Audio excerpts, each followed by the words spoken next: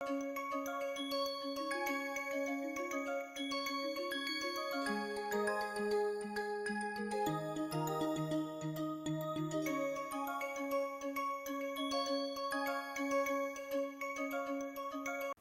back to the series of lectures on high-performance scientific computing. We have been looking at directive-based programming using OpenACC for CPUs and GPUs. Today, we will now look at definition of what is asynchronous programming and pipelining on these sort of devices. How does OpenACC enable this using the async and wait clauses? We will look at the OpenACC function routine directive, and we will see how to implement asynchronous behavior with OpenACC. First, let us get an idea of what asynchronous programming means. Essentially, what we are trying to do is program two or more unrelated operations that can occur independently or even at the same time without immediate synchronization. There are many real-world examples of this. For example, if you're cooking, let's say you're preparing a dish which contains potatoes and you're boiling the potatoes while you prepare the other parts of the dish. Now, these are independent tasks. Similarly, when you're cooking a full meal, you might be preparing rice separately and you might be preparing some other parts of the meal separately. These do not need immediate synchronization.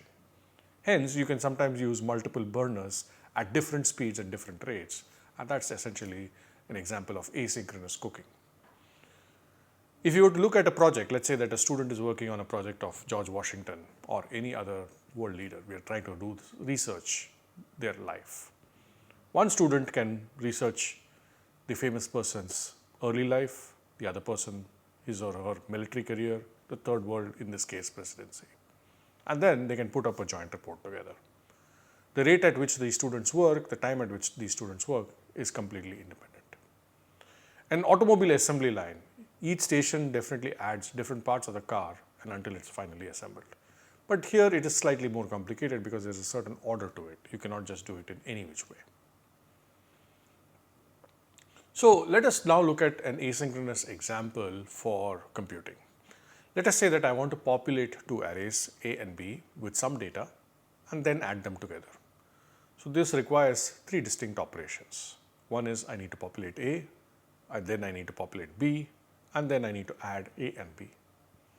Now, task 1 and 2 are essentially independent of each other, but task 3 is dependent on both the first two tasks.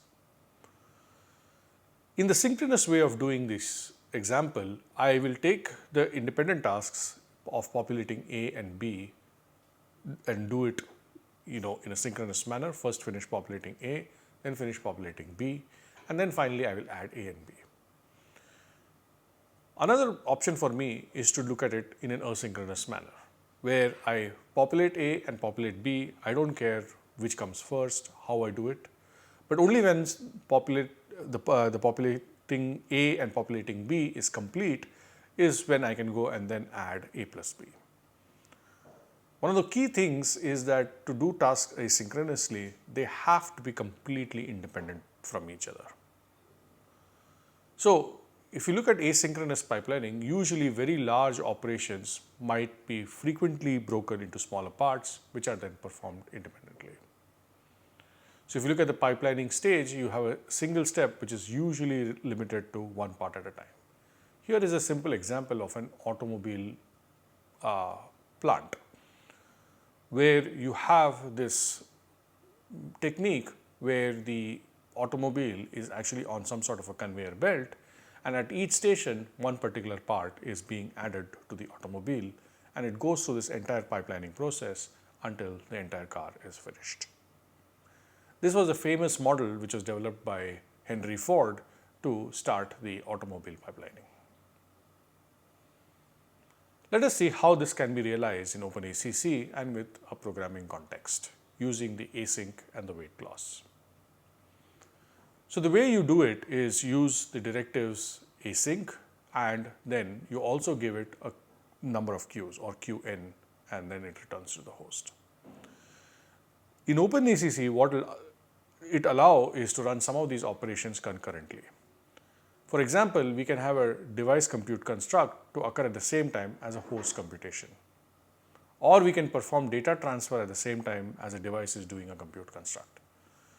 Usually, if n is not specified, the queues will then be handled by the OpenACC runtime environment. So, we can essentially say that one particular loop can be run asynchronously, or some sort of update to the device, which is basically some sort of memory transfer, can also be done asynchronously, and then you have the host code.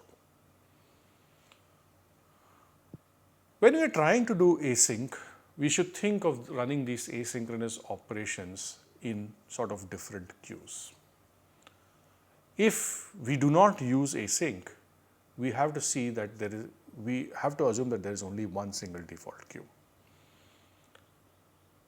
Essentially, what async allows us to do is to create these multiple queues and put different tasks in these different queues, which are then executed separately. Obviously, whenever we want to have multiple queues, we'll have to initialize each queue, and this might cause an overhead. Because of this overhead of generating a queue and this queue management, it is always better to use only as many queues as you absolutely need. For example, if you think that you're going to run everything asynchronously and have multiple queues, then the overhead of running the queue actually might destroy the benefits of this sort of parallelization. So it's better to use the minimum number of queues that you can get away with. Now let's look at this example where we are using OpenACC directives. You have the first loop, for loop, which runs over I, and it's being parallelized using the parallel directive. After that, there's a data directive to update. Then there is another parallel loop which is going from the indices 100 to 199. And then finally, you have another update which is now going to update the latter half of the array. If you were to look at it in the default way of running things, the first for loop and the second for loop are indeed parallelized over the device, and they are indeed working on the chunks of the 100 bits of the array. But until loop 1 is finished and then update 1 is being done, loop 2 will not start, and then only the second update will take place. This is normally how the program would have proceeded. But we can clearly see from the program construct that there is really no dependency between the two loops, assuming that the calculation which we have put in the ... does not have any data dependency. So if they are independent, they can be run asynchronously. So in this case, because each operation waits to finish, this is the typical default behavior in OpenACC, but we can change it. We can now say that we have two asyncs. So if you look at all these directives, now they have async clauses and they have different numbers so that they can run simultaneously. So in this case, what's going to happen is the parts of the loops or parts of the code which have the directives tagged with async of a particular number, they will be assigned a certain queue. So parts of the code which are tagged with async 1 will go to Q1 logically, and parts of the code which are tagged with async 2 will go to Q2.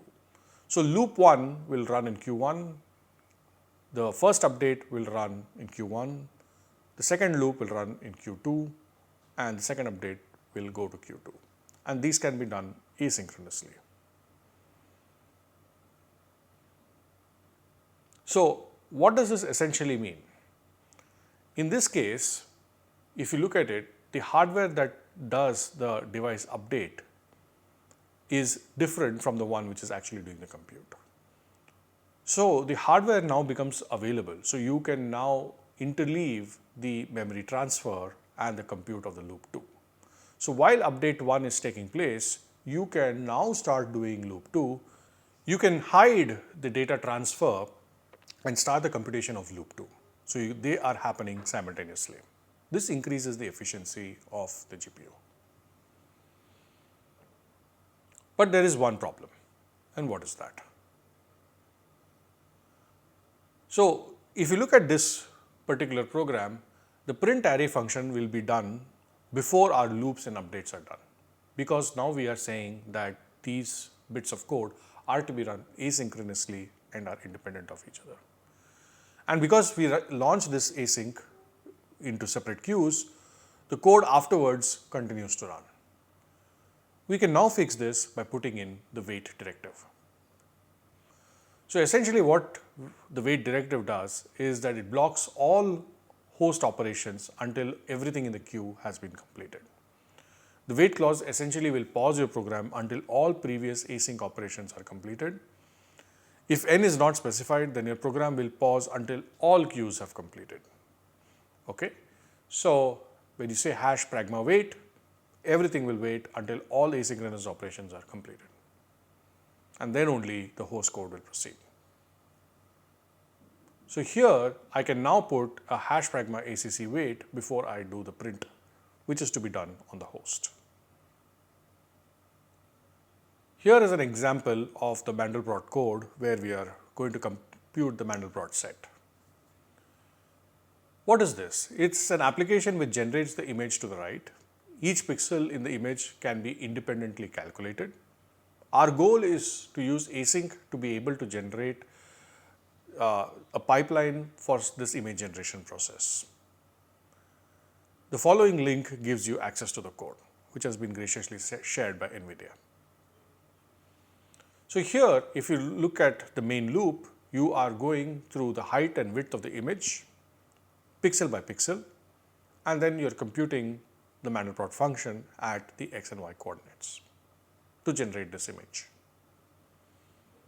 Now, what is the Mandelbrot function itself? This is the complicated math for it. We don't need to go into the mathematics of it, but it will return a certain value over here. Now, if I were to parallelize this, now there are functions inside this parallel regions, right? So if you really look at it, now you're calling a function within this loop. I can now parallelize it by putting in the hash pragma ACC parallel loop directive and give it the correct inputs by copying the relevant vectors. Now we are currently unable to call the Mandelbrot function from within an OpenACC compute region. We will have to provide OpenACC with the additional information about the Mandelbrot function for that to run on the device code. To accomplish this, we must use the OpenACC routine directive. So what does the routine directive do?